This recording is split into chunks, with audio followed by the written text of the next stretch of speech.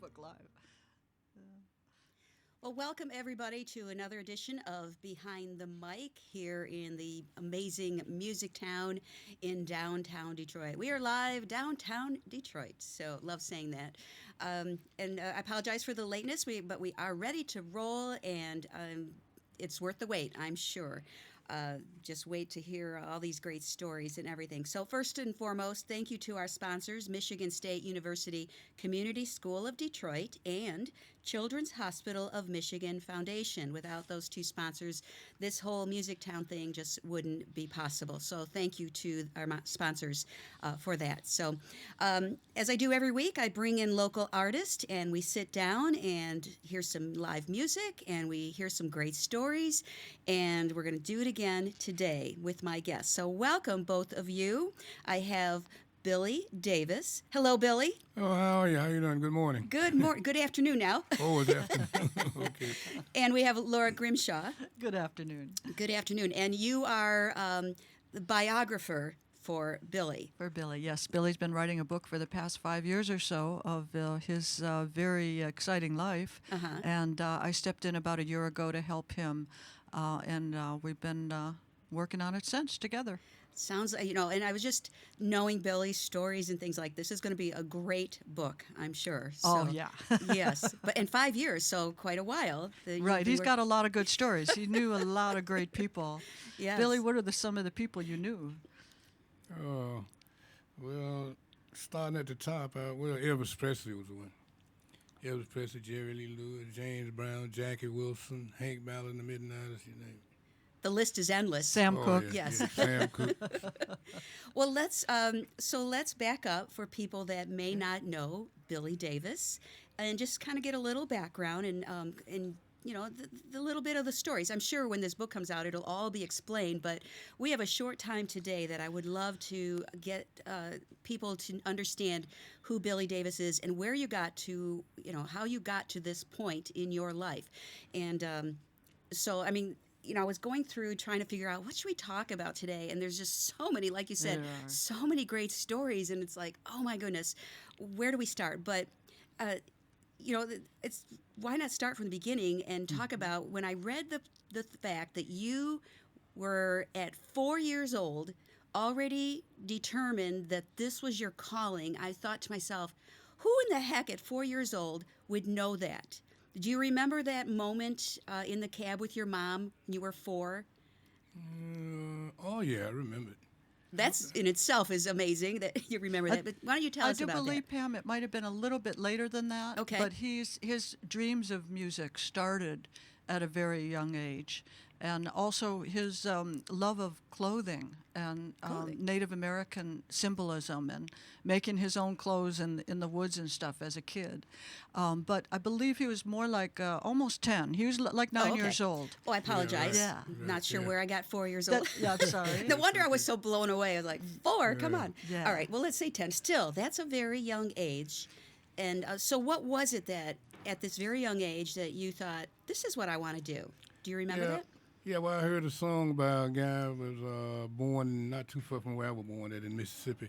His name was Arthur Big Boy Crudup. He had a song out called That's All Right. And I heard that, and the melody just stuck in me. I couldn't get rid of it. Uh-huh.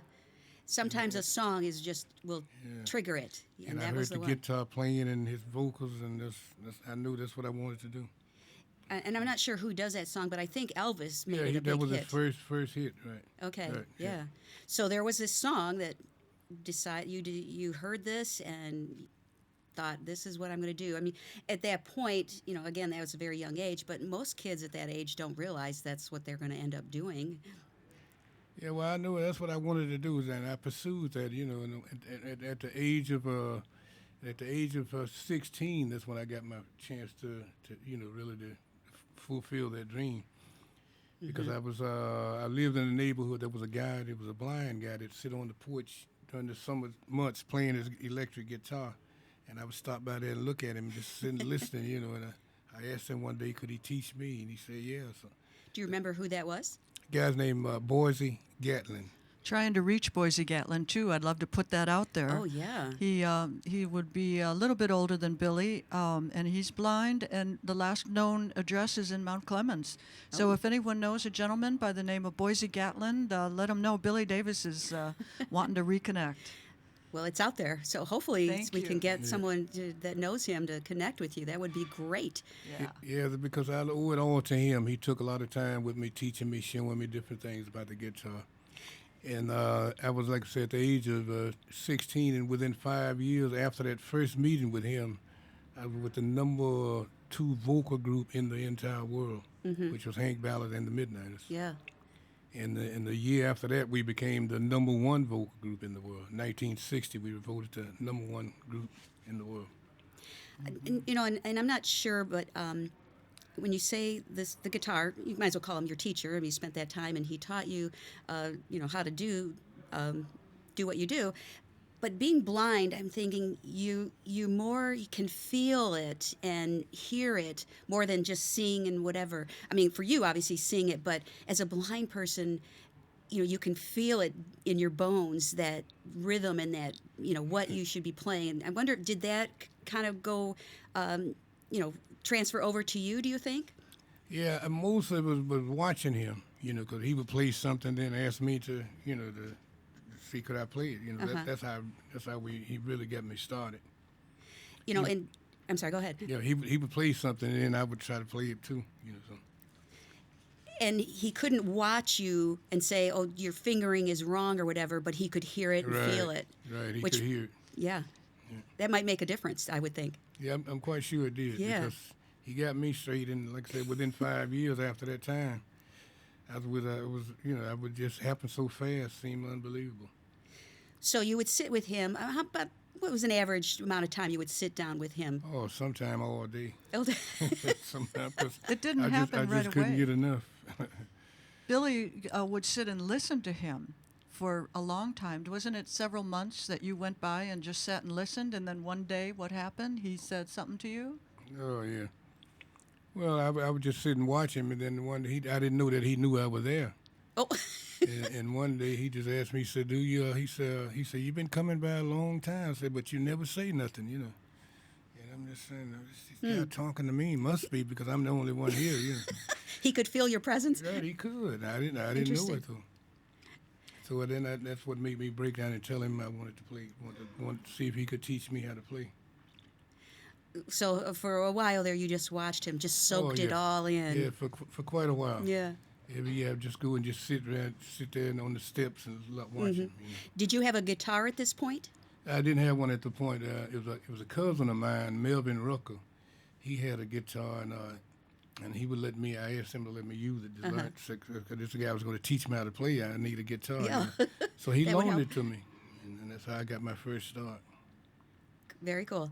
So so now you have this guitar, and you've got this great teacher. And for about how many years did you said 5 years? At least 5 years. Okay. Because I started in 1954. 1959, I was with the number 2 vocal group in the world. That's quite Amazing. impressive that that short of time that you were at that point, playing already, and in this group. He had his own group, before that, called Yeah. Billy Davis and the Upsetters. Upsetters, yes. Yeah. Yeah. Well, to go ahead and just make your own group. I mean, obviously you had the passion and you wanted to do this, so to form your own band, and that's the next step. But then you have to, find the gigs and, get out there and play and all that. Did you have more help once you formed your band to do that? Yeah, because we started out playing at school events, because I was in high school at the time, and we started playing at little recreation centers and stuff like that for teenage kids, things, and that spread from there to clubs and different other things. The word got out. Right. Barry Gordy hired Billy and his band to be the pre-Motown Funk Brothers. So Funk Brothers weren't even conceived of yet, and Billy was the band that Barry was shopping around his early artists with. Yeah, I was reading that about Barry, and you never know, there's always a path at which way it goes or whatever, but you were playing for Barry and being his house band. Right. Yes, that's correct. But this blows me away that he wasn't really paying you. No, he told me, I never will forget, he told me, he said, man, you stick with me. If I make it, you'll make it. that was his promise. Did he throw you a bone or anything ever so often or nothing? No, nothing. Just hung in there, huh? Just hung in there but when I got the opportunity to go with Hank Ballard, that's when I left. Yeah.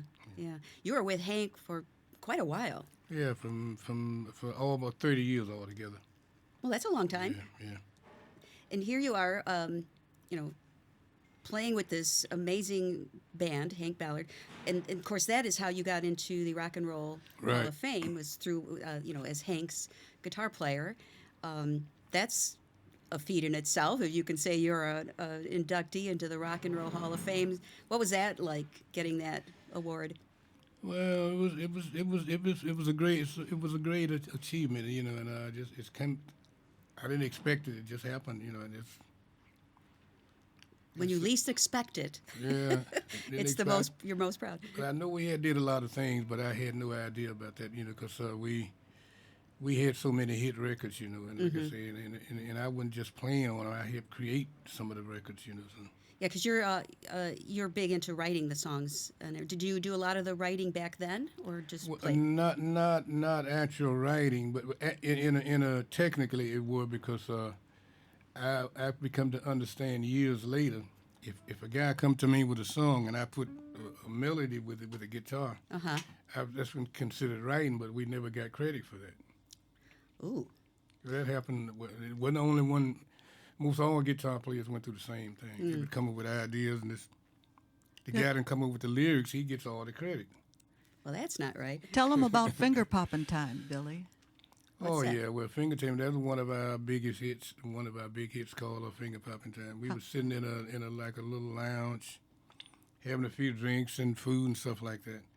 So this lady walks into the lounge, and she'd evidently been drinking. You could see, So some of the guys call out to her, hey, what's going on? I can't remember her name, but they call her name, say, what's happening? She said, oh man, she said, baby, it's finger popping time.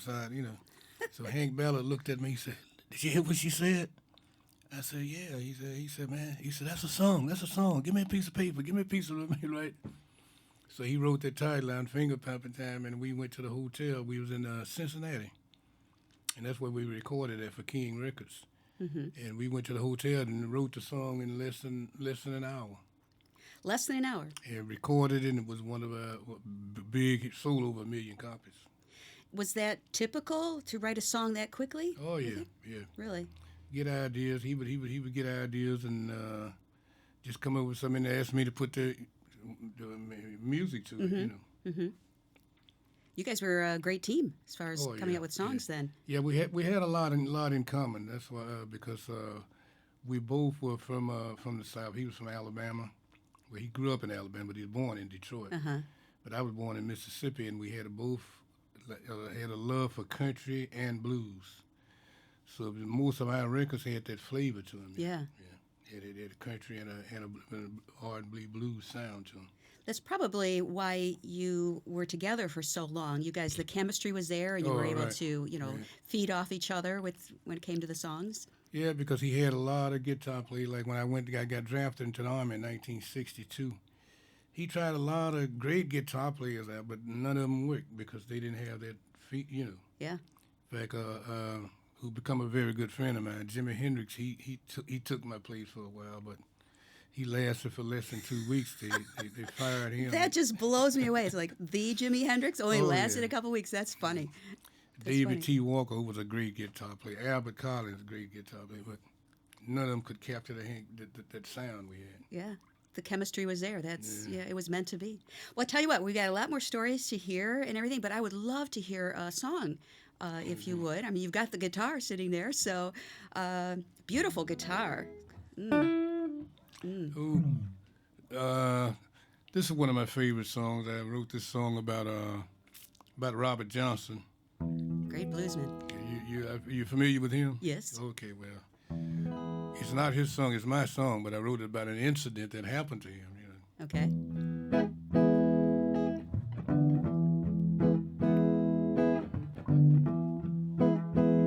I feel like going to the crossroads with my soul in my hand. Feel like going to the crossroads with my soul in my hand. Sell my soul to the devil for pretty women, fortune, and fame. They say you gotta be there by midnight if you wanna be a superstar. Said Billy, be there by midnight if you wanna be a superstar.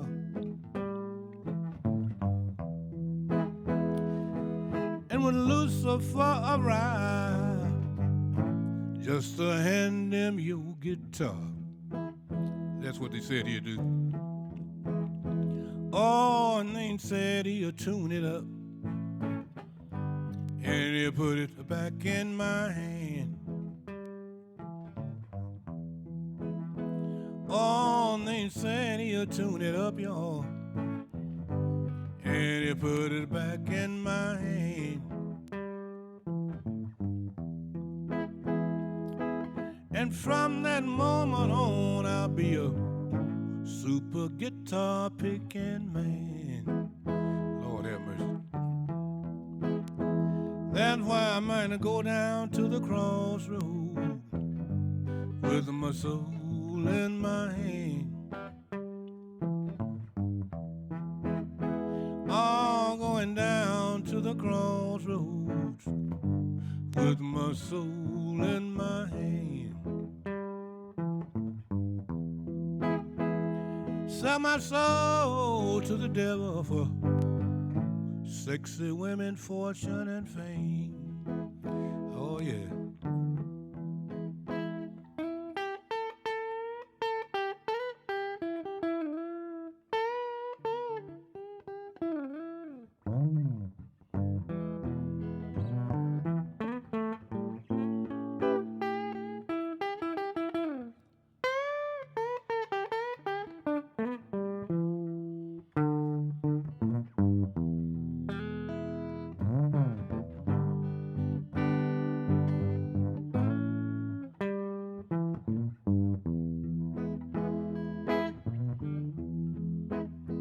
They say you gotta be there by midnight if you want to be a superstar.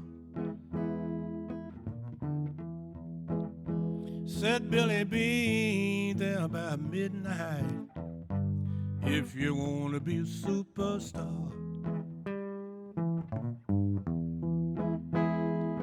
And when Lucifer arrived, just to hand him your guitar.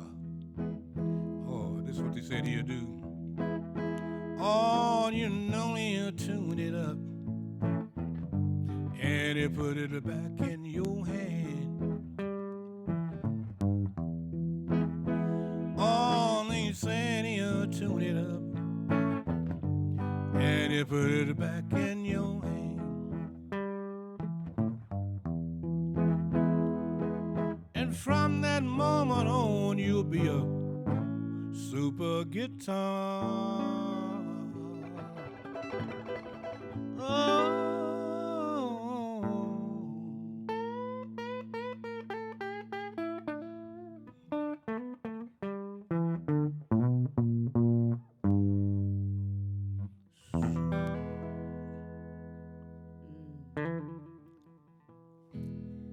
Oh, yeah. Oh, yeah. I haven't been to the crossroads yet, but like I said, I haven't ruled it out either. But Very impressive. I'm just for a moment there, I was on that porch with you. For a moment there, I was like, I could envision that, you just jamming, sitting there and learning, and And it was great. I enjoyed that. Thank you so much. Thank you. And your voice is still very rich and it's full. And I mean, sometimes it's, as people get older, you know, the voice changes, whatever. But yours is just it's like in its prime almost. You know, I don't know what you sounded like when you were in your 20s or 30s. I'll have to admit to that. But man, it sounds good now. Oh, thank you much. Trying to. Well, let's talk about, you brought up Jimmy, so obviously, I mean, it's a big part of your life and your story. Yeah, well, in 1959, we were playing at the Eagle Auditorium in Seattle, Washington. At that time, that was just like the Fox Theater is in Detroit. Okay. The Eagle Auditorium in Seattle, you know, that's where most of the rock and roll or rhythm and blues groups played it. Okay. And we was there, and we did one show, and we were in the back. They separated. They put up they had a place in the back where certain people could go, and other people had to wait up front and pay to get in. But we had special guests in the back, and that's where I was at. And I was back there, and our trumpet player, his name was Pat Patterson. We called him PP. So PP went up in the front, just browsing around, and he saw it, and then he came back and told me. He said, man, he says, there's a guy out here want to meet the guitar player. He asking me to want to introduce him to the guitar player. I said, man, I ain't got time to meet no guy. I said, look at all these nice looking women back here. I said, I'm back here trying to meet one of these ladies. I ain't got time for no guy, you know. So he left and he came back, and he said, man, we come say something to this guy. He bothering me. You know, I can't go. Every time he see me, want to meet you. You know, I said, man, what I tell you? I don't have no time for no guy. And he came back the third time, and I can't use the profanity he was using. He was mad. He said, man, come and say something to get this guy off my back. You know. And I saw he was really upset about it. So I said, okay, I'll meet him. You know, so he took me up front, and I opened the door. And there this guy standing there, and he saw me, and his eyes just got a big smile come on, And I introduced myself, shook his hand, and introduced him to come in. And he told me his name was James Hendrix. And I said, at the time, he was about 16 years old. Okay. And we become friends, and he was fascinated by what I was doing with the guitar, and he wanted me to show him a lot of stuff. So I'd like to interrupt because Hank used to give Billy 20 minutes before Hank would come out. And Billy did his own little mini show. Mm-hmm. And Billy's style of, that he developed on his own, his style of performing included doing backflips while he was performing and playing the guitar behind his head. He was a showman. Things like that, yes. And that is what James Hendrix really responded to. Okay. I believe that he was so attracted to that, the whole package. Right. Do you think that's correct, Billy? Oh, yeah, because wasn't nobody else doing that kind of stuff that I was doing at that time, Well, and that it was probably a wow moment. Jimmy was thinking, or James at the time was thinking, wow, I mean, it made an impression on him, the way you were performing, and he's thinking, I got to be like that. I got to meet this man. Yeah. I mean, I don't know what was in his head, but that was what I would think. And he did, and we was in Seattle for about, at least about a couple of weeks in that area, playing around that area. And he invited me over to come and meet his father, and, and naturally bring my guitar. So. Of course. So I did that. I spent a lot of time with him, Buster. Oh, yeah, that's what his dad called him at the time, Buster. That's what his dad called Jimi Hendrix, Buster? Yes, yeah. Buster. And they also was laughing about Buster practicing all around the house with brooms and leaving broom leavings all over the house, and they had a big laugh over that.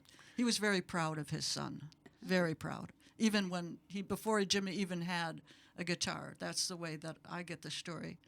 So he was pretending the broom was the guitar. Oh, and, yeah. And like performing with it. And his dad would get home and find broom straws all over the floor. Buster's been playing again and practicing again.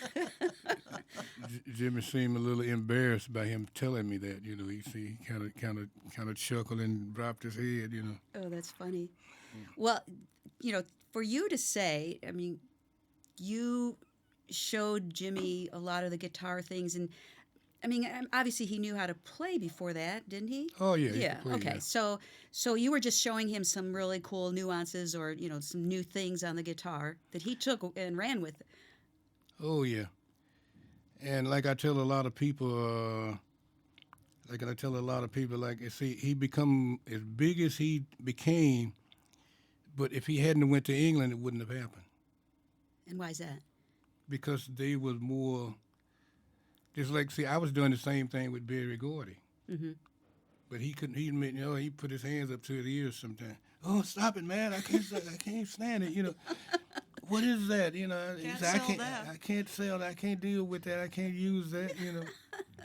And other people felt the same way. Jimmy was doing the same thing, and he trying to everybody come along and offer him a recording date. He'd take it. That's why they got sued a lot because he would just sign with anybody, ask him, but they couldn't do nothing with it. But when Chas Chandler took him to England, they had a different ear. They heard different things, and that's what made it. Well, thank goodness. Yeah. Or we may never have, heard, the things later that Jimmy did for us and that. Yeah. So very cool. That is really interesting.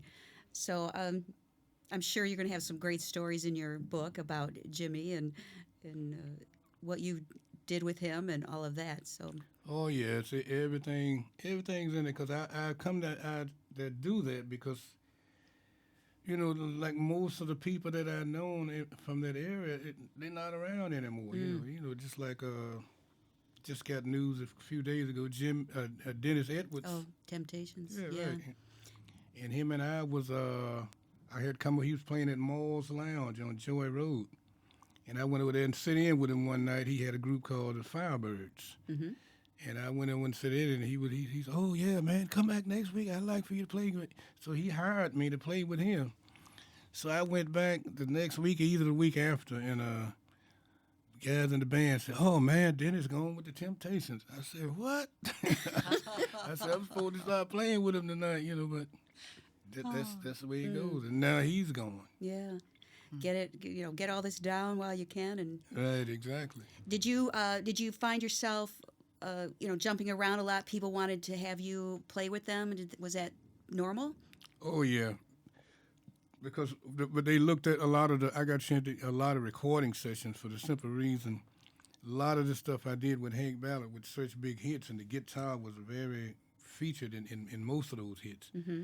And I got a lot of people wanting me to record with him. They figured they would say, "Well, this guy with the guitar giving him hits, maybe he can give me some." Share the love. Yeah, Share the music. So that happened quite a bit. How about we hear another song? Okay. I would love to hear another song. Yeah, most of my.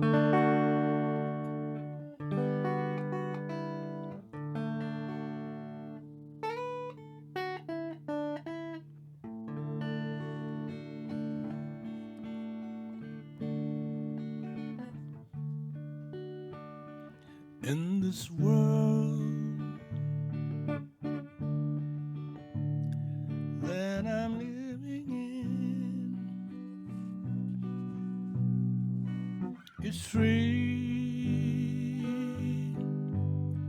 of hatred and sin.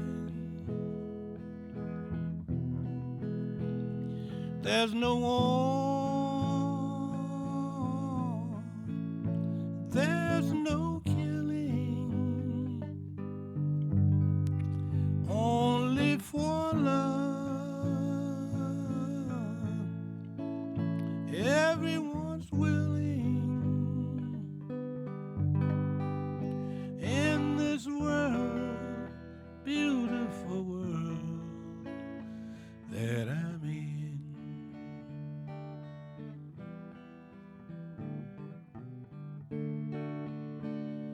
Everyone's judged only by their deeds.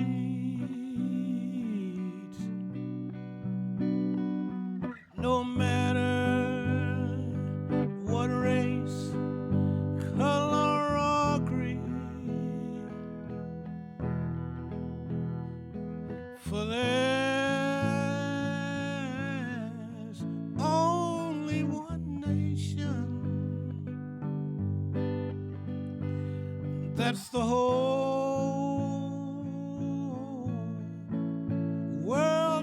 tribulation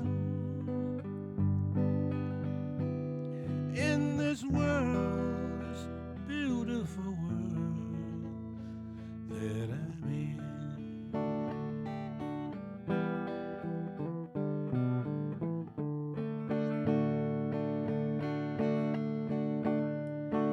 I know this is only a dream,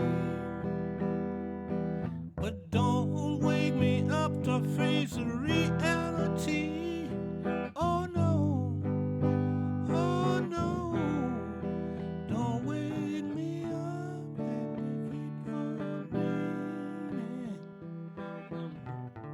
let me keep on dreaming. Let me keep on dreaming. Let me keep on dreaming. I wanna dream, wanna dream. No, no, don't wake me up.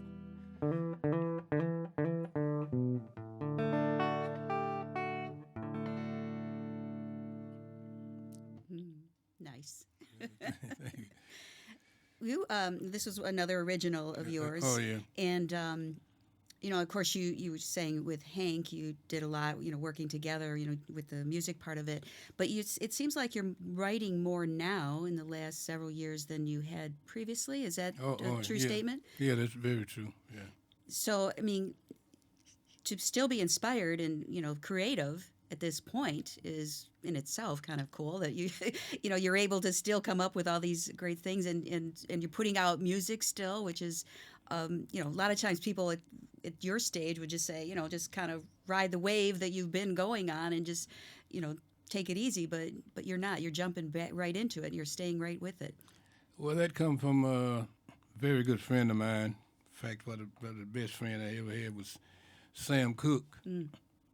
He told me, he said, to write a good song, look at what's happening in the world.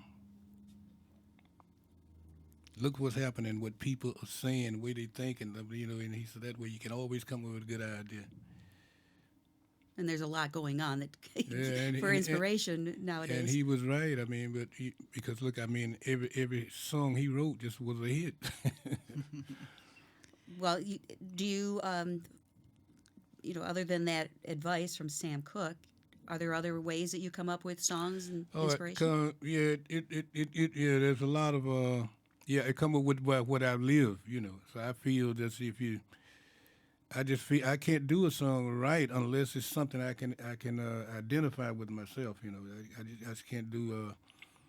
And that Willie Mitchell, who became Al Green's producer, produced all the big hits on Al Green. I was signed with the company, and one day Willie Mitchell had quite a few songwriters coming in writing songs for me when I signed up with the label, which was High Records. And we recorded them. Then he had me to do my own song, then record. So one day he called me. He said, "Billy, come in." He said, "I want you to hear something." So I went into the studio, and he said he played the songs I had did by other people wrote for me. He said, "You hear that?" Yeah. I said, "Yeah." Then he played mine. He said, "There's a big difference." He said, "You cannot do nobody else's song but your own." Interesting. I said, I listened. I said, well, he was right. Yeah. Billy has a recording coming out on Record Store Day, a heard vinyl. that, yeah. And the CD version has been pre-released online at jetplasticrecordings.com. Okay. And this song is included in it. I believe both the songs you sang so far are on that recording. That's a good thing to do on Record Day, have something to come out. So Yeah. Is it a full record or EP? Nope, it's a full LP, and it's an official Record Store Day release. Very good. So it will get some national attention. Ooh, looking forward to that one. Yes, Ooh. yes, we are.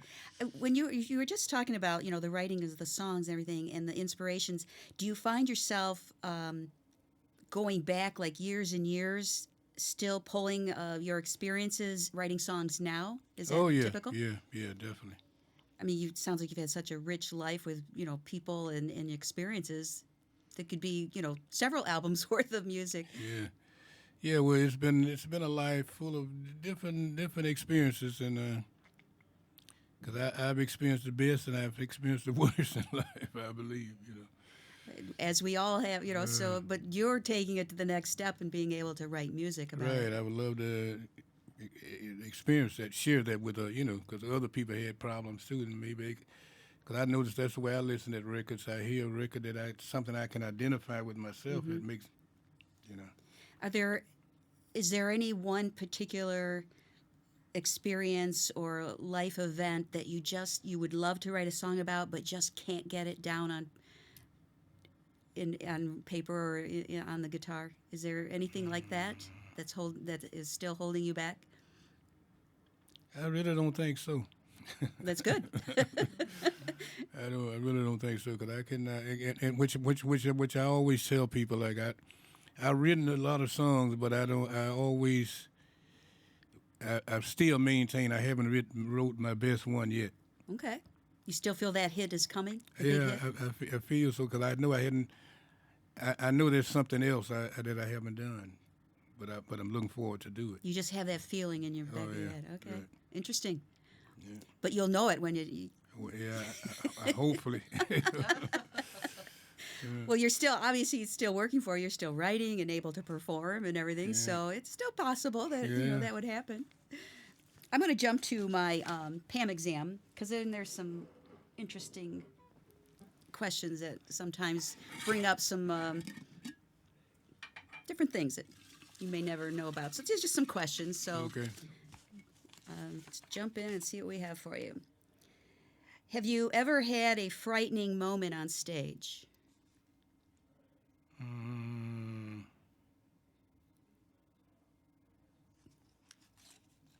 Obviously, no. That's a good thing. Maybe backstage before. No, kind of. I go back to when I was had my group Billy Davis and the Upsetters. Uh-huh. We were playing at not that far from here, at a place called the Greystone Ballroom. And the teenage crowd, and at that time, I was very hot in the city. I got pulled off the stage, but girls pulled me off the stage, and they were tearing my clothes, and one of them came up with a handful of my hair and pulled my, that was kind of scary, They loved you. And the guys in the band was laughing. Oh, not helping out. Yeah, it wasn't funny at all to me as a kid. Yeah, they thought it was funny, So all of a sudden you see on eBay, piece of Billy's clothing for sale or something. This was around 1957. Okay. What do you think of when you hear the word success? Well, I would define success as being, really you're in the top of your game and you're doing great. You can afford a nice car and a nice home. Do you feel you're successful at this point? Not in that respect. No. Musically, I feel I have achieved a lot, but for as a financial success, that hasn't came in. Well, again, Barry wasn't paying you from the beginning. That didn't help. No, but he like I said, I never will forget those words. So if I make it, you will make it. It's probably good he didn't end up being with Barry for the long term. Don't think that Billy and I've discussed this. I don't think that Billy would have taken well to the machine that became Motown. True, yeah. And I believe that he would be. I don't know, Billy. What do you think if you would have stuck with Motown? No, I would have been a session player. That's what because I had let him listen to some of my original music, and he couldn't. He didn't like it. So I would end up being just because I could play behind anybody, and that's what I was doing, and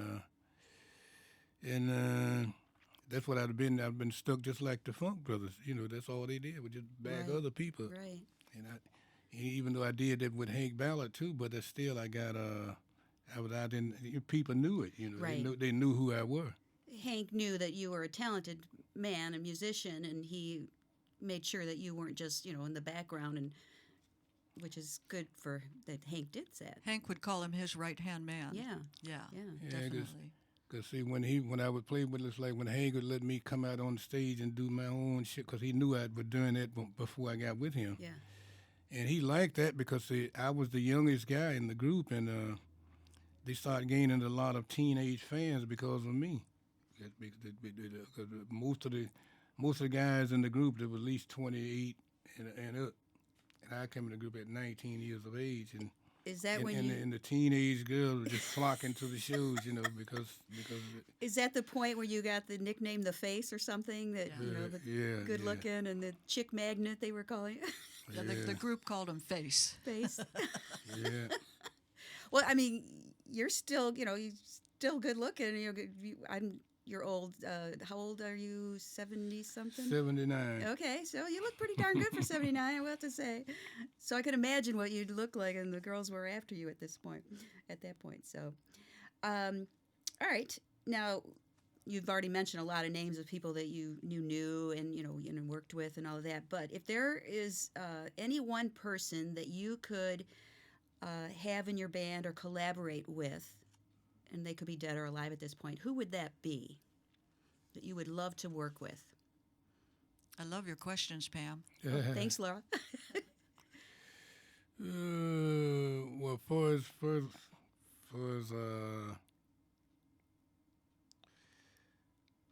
for as guitar players, I would say Lowman Pauling, which a lot of people never knew but he played with a group called the Fire Royals. Okay. They was out of Winston-Salem, north of South Carolina, one of the Carolinas. Okay. But him and I were very good friends, and we had a lot in common with for his guitars and stuff like that. I would, if I would have a choice, he would have been the number one. Okay. Is his guitar playing very similar to yours, or is like a whole different? It's different. Different. It's different. He played with a group called the Fire Royals, and they had they had quite a few hits out, but they was in the R&B field. Okay. And what happened with that group, and I've analyzed this, they were just as good as Hank Ballard and the Midnighters, but what their fault was, they had an R&B sound, and when the '60s come in, they didn't have a crossover sound. We did though, because we had Finger Popping Time, the Twist, and all that stuff.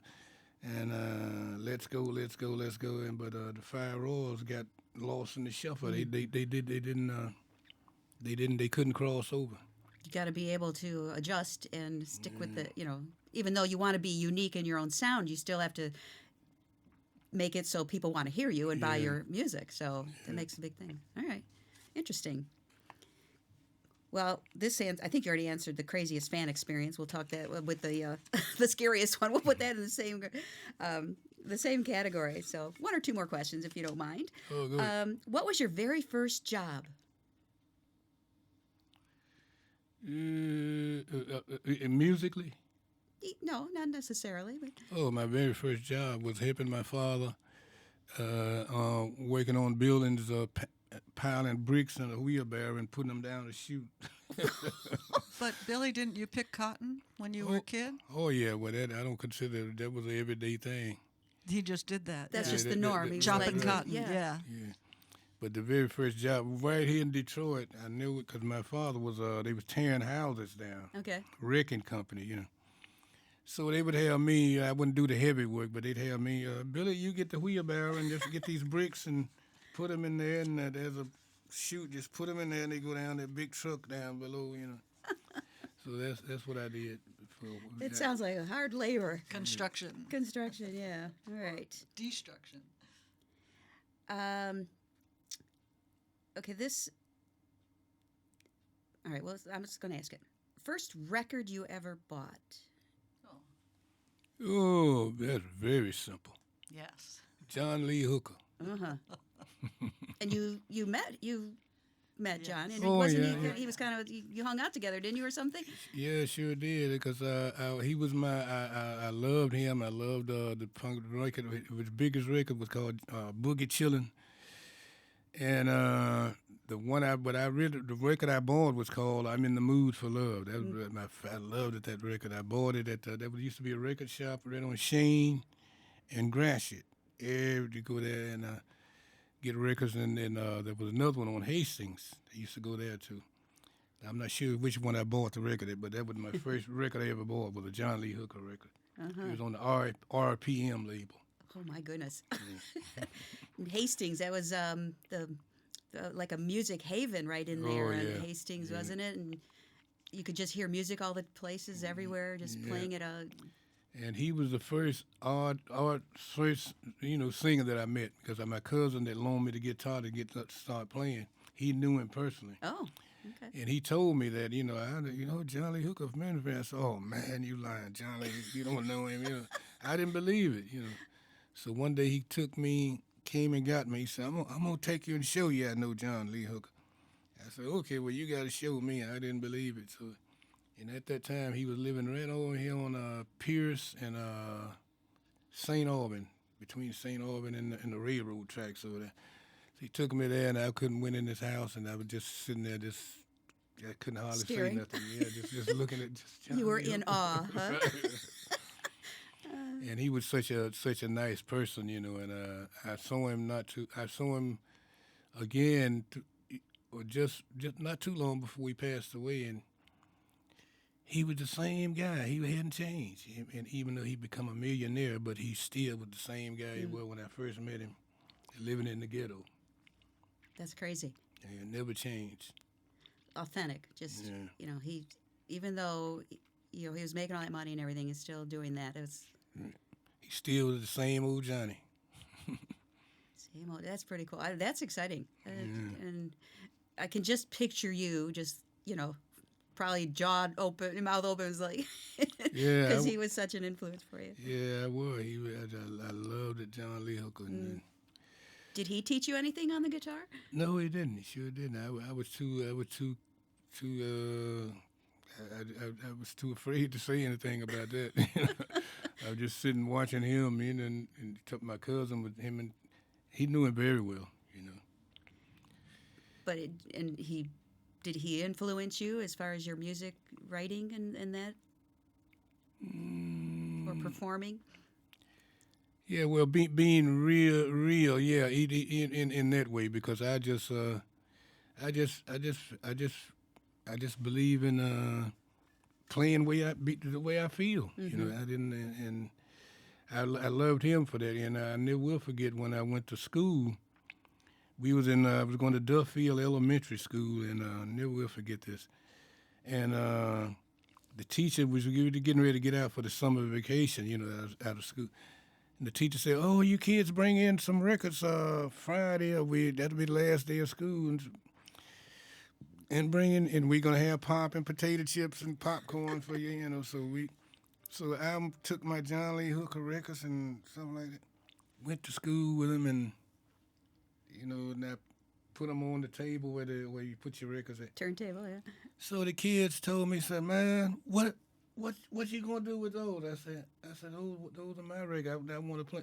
We're not gonna play that. Nobody want to hear that, And I felt so bad, I couldn't understand. You didn't change their minds after playing it? No. Okay. They refused. They wouldn't play them, no. And That's too bad. And I sit there all with my records, just looking all hurt and dejected, I couldn't understand it. I said, how could they not like this? This is John Lee Hooker. They learned after the fact. We should have listened to those. All right, we have time for another song if you would so indulge us.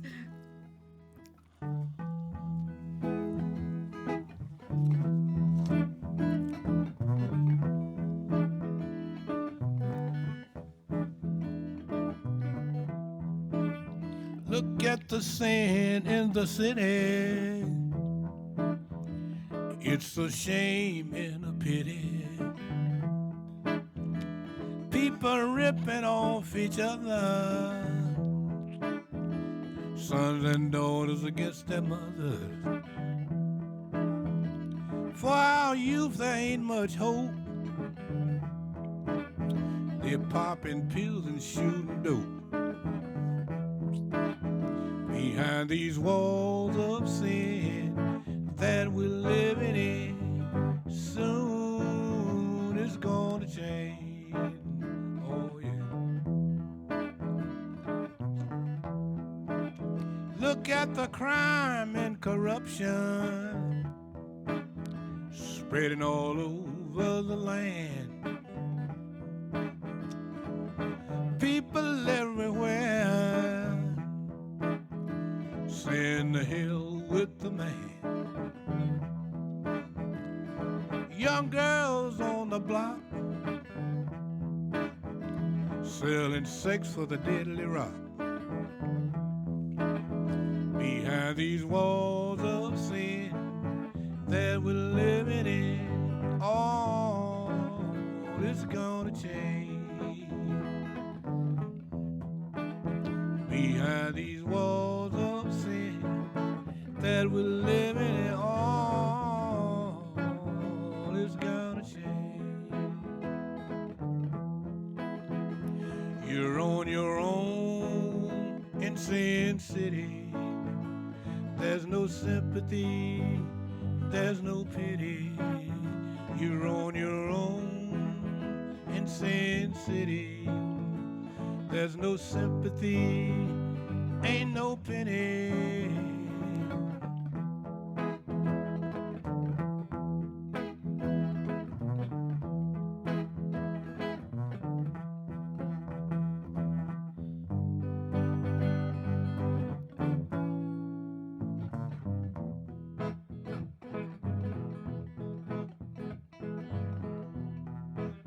Look at the crime and corruption spreading all over the land. Kids everywhere, they send the hell with the man. Young girls on the block, they're selling sex for the deadly rock. Behind these walls of sin that we're living in, all is gonna change. Oh,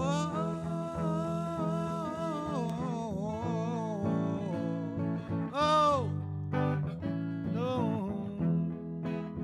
So you're on your own in Sin City. There's no sympathy, there's no city. You're on your own in Sin City. There's no sympathy, there's no pity. Oh, you're on your own in Sin City.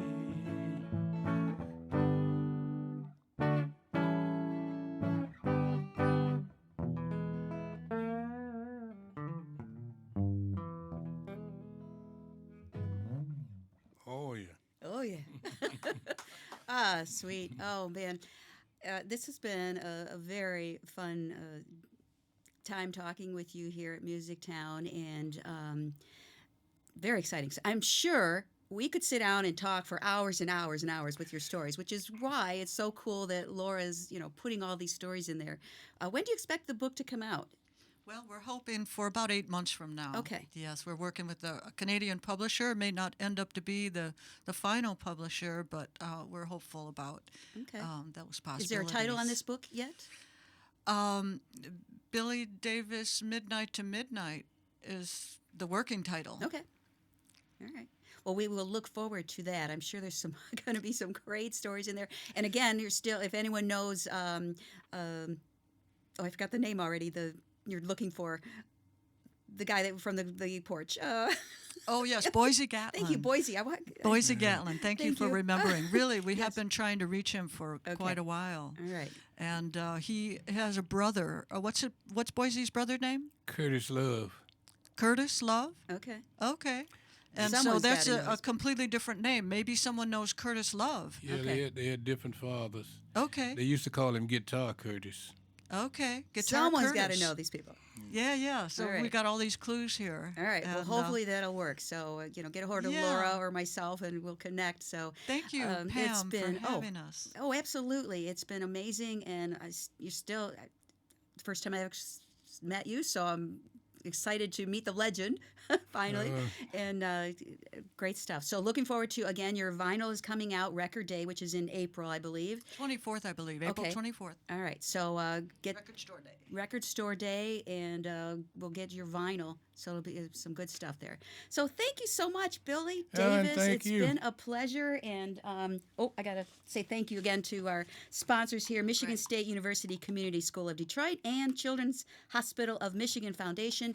Thank you for supporting this wonderful venue here at Music Town and my show, Behind the Mic. So again, thank you so much for tuning in. Another great episode here today. I'm Pam Rossi. Have a great week.